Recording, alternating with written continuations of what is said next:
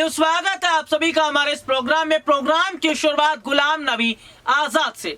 Congress party के वरिष्ठ नेता रहे गुलाम नबी आजाद इन दिनों चर्चाओं में रहने की वजह यह है कि आजाद का रुख अभी देखा नहीं जा रहा कि क्या वो बीजेपी की तरफ जाएंगे, वापस कांग्रेस की तरफ आ रहे, या जो नई पार्टी बनाई है उसके जरिए वो आगे बढ़ेंगे। वैसे अपने दर्शकों को बता दें, जो नई पार्टी उन्होंने बनाई है अभी तक चुनाव आयोग ने उसका रजिस्टर्ड भी नहीं किया, यानी कि पार्टी रजिस्टर्ड भी नहीं हुई है।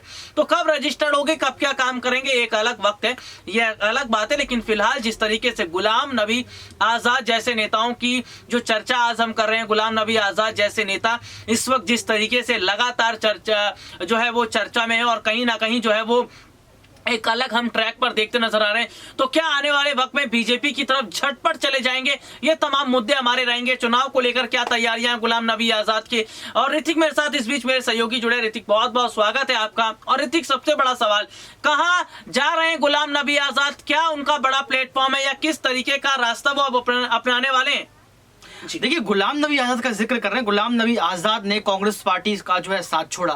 कांग्रेस पार्टी का साथ छोड़ने के बाद खुद की पार्टी बना ली। पार्टी में तमाम नेता उनके साथ रहे, लेकिन अब देखा जा रहा है गुलाम नबी आजाद की खुद की पार्टी के तमाम नेता जो है कांग्रेस पार्टी में शामिल हो रहे हैं।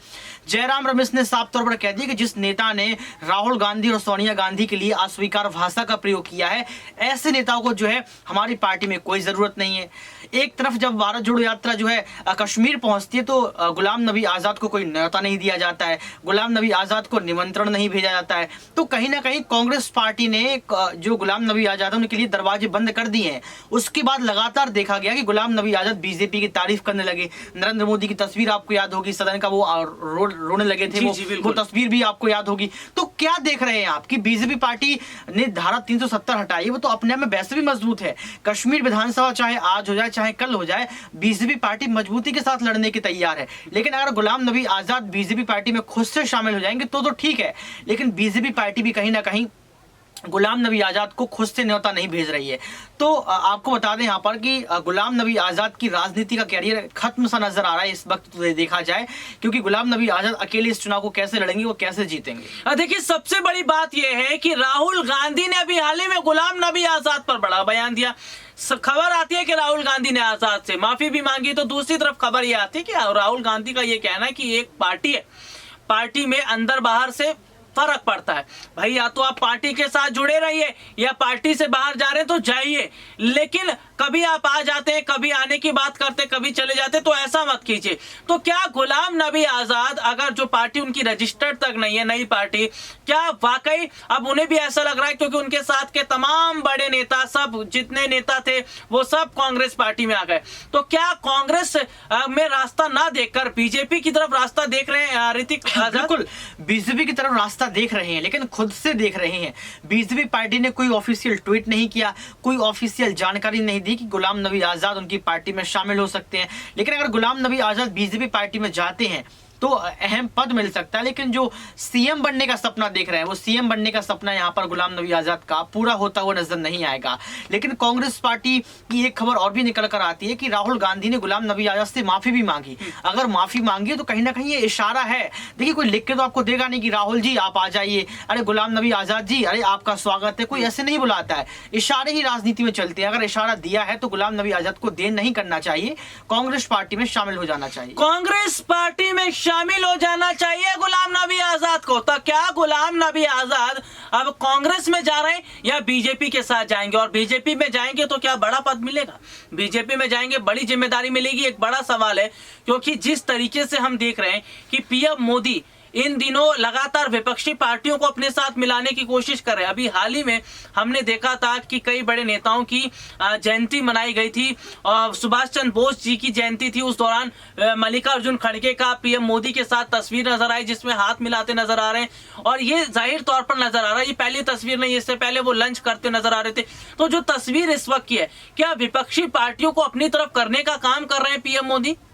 देखिए, पीएम मोदी पूरी कोशिश करते हैं कि उनकी बीजेपी पार्टी में और ताकत बढ़े, बीजेपी पार्टी और शक्तिशाली बने, बीजेपी पार्टी का संगठन और मजबूत बने। देखिए, वो चाहते हैं गुलाम नबी आजाद हो, वो भी पार्टी में शामिल हो जाए। वो ये भी चाहते हैं कि राहुल गांधी भी शामिल हो जाए, जो है केजरीवाल भी शामिल हो जाए। कौन नेता नहीं चाहता है कि उसकी पार्टी मजबूत हो, लेकिन सामने से कोई न्योता नहीं भेजता है, निमंत्रण कोई किसी को नहीं भेजता है कि आप आ जाइए सर, यार आपके बिना तो मेरा काम ही नहीं चल रहा है, अगर आप नहीं आएंगे तो हम कश्मीर हार जाएंगे, ऐसे कोई नहीं बोलता है। बीजेपी पार्टी सबसे बड़ी पार्टी है, बीजेपी पार्टी जीत भी सकती है। क्यों? क्योंकि धारा 370 जैसा मसला उन्होंने जो है खत्म कर दिया, निपटा दिया था। तो आप समझ सकते हैं राहुल कि बीजेपी पार्टी को गुलाम नबी आजाद जैसे नेता की जरूरत तो नहीं है, अगर खुद से आते हैं तो इनकार भी नहीं है। खुद से आते हैं तो इनकार भी नहीं है। और इस वक्त की जो तस्वीर दिखाई दे रही है, ये तस्वीरें जाहिर तौर पर बताती है कि आने वाले वक्त में क्या बड़ा फर्क देखने को मिल रहा है। आने वाले वक्त में क्या तस्वीर बदलती हुई नजर आ रही है कि हाल फिलहाल की बात करें तो जो मौजूदा समय के हालात और परिस्थितियां हैं, वो एक बात तो इशारा करती है, वो ये साफ तौर पर बताती है कि गुलाम नबी आजाद जैसे नेता अगर बीजेपी में जाते हैं तो ना सिर्फ उन्हें बड़ी जिम्मेदारी मिलेगी, बल्कि उन्हें जम्मू कश्मीर में एक बड़ा रोल भी दिया जा सकता है। हालांकि कांग्रेस पार्टी इन दिनों लगातार खूब मजबूत होती चली जा रही है, लगातार कांग्रेस पार्टी को जनता का साथ मिल रहा, समर्थन मिल रहा। और ऋतिक, मेरा सवाल यह भी रहेगा कि गुलाम नबी आजाद जैसे नेता अगर कांग्रेस में आते हैं तो कितना वोट बैंक बढ़ता है, या किससे कितना फायदा कांग्रेस? देखिए, वोट बैंक तो बढ़ ही जाएगा, लेकिन सबसे बड़ी बात है गुलाम नबी आजाद की भविष्य सुरक्षित हो जाएगा, यानी कि राजनीति भविष्य सुरक्षित हो जाएगा। हो सकता है अगर कांग्रेस पार्टी कश्मीर में जीत जाती है, भारी बहुमत मिल जाता है, जो कश्मीरी पंडित हैं उनको खुश कर देते हैं, तो कहीं ना कहीं जो एक सपना देख रहे हैं गुलाम नबी आजाद, वो सपना भी सीएम बनने का पूरा हो सकता है। लेकिन ये तय है कि लगातार न्योता नहीं भेजा जाएगा। वो जैसा चाहते हैं कि यहाँ पर जयराम रमेश या फिर राहुल गांधी या कोई भी नेता उनको खुद से न्योता भेजे, खुद से कॉल करे, तो ऐसा कुछ नहीं होने वाला है। अगर गुलाम नबी आजाद खुद के मन से अगर कांग्रेस पार्टी में पहुंच जाती है तो शायद बड़ा पद मिल सकता है, क्योंकि ये भी देखा गया कि जो 90% नेता जो है गुलाम नबी आजाद की पार्टी की, वो कांग्रेस पार्टी में पहुंच गए हैं। तो 10% नेताओं के साथ गुलाम नबी आजाद अकेले क्या कर लेंगे, वो भी जो है कांग्रेस पार्टी में आ जाए। बिल्कुल, देखिए जाहिर तौर पर देखा जा रहा है कि गुलाम नबी आजाद क्या करेंगे अकेले रहकर पार्टी तो नहीं चला पाएंगे, या नारे या तमाम तरीके के काम तो नहीं कर पाएंगे, उसके लिए नेताओं की जरूरत पड़ेगी। तो गुलाम नबी आजाद का रुख कहां रहेगा, आप दर्शक मुझे कमेंट करके जरूर बता सकते हैं। लेकिन चुनाव को लेकर कांग्रेस की कैसी तैयारी है, ये जानना बहुत ज्यादा जरूरी है। ऋतिक, जो चुनाव का वक्त चल रहा है, अगला साल बहुत महत्वपूर्ण है, ये साल महत्वपूर्ण है, कैसी तैयारियां कांग्रेस की, और लग रहा है कि राहुल गांधी की यात्रा का फर्क पड़ेगा?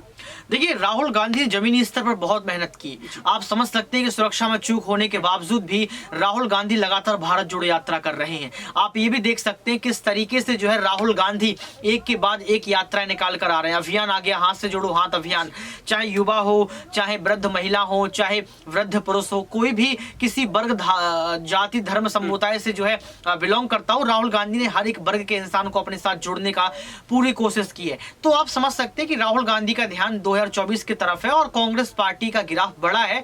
और ये भी कयास लगाया जा रहा है कि 2024 के लोकसभा चुनाव में कम से कम 191 सीट जो है राहुल गांधी को मिल सकती हैं। तो वाकई देखा जा रहा है कि क्या वाकई बहुत ज्यादा फर्क पड़ता नजर आएगा। और अभी क्या स्थिति ये है कि कांग्रेस एक आने वाले वक्त में बड़ा जनाधार बन के निकलेगी, बड़ी पार्टी बन के निकलेगी। आज के लिए इतना ही, आपसे दोबारा मुलाकात होगी, तब तक ले जा दीजिए।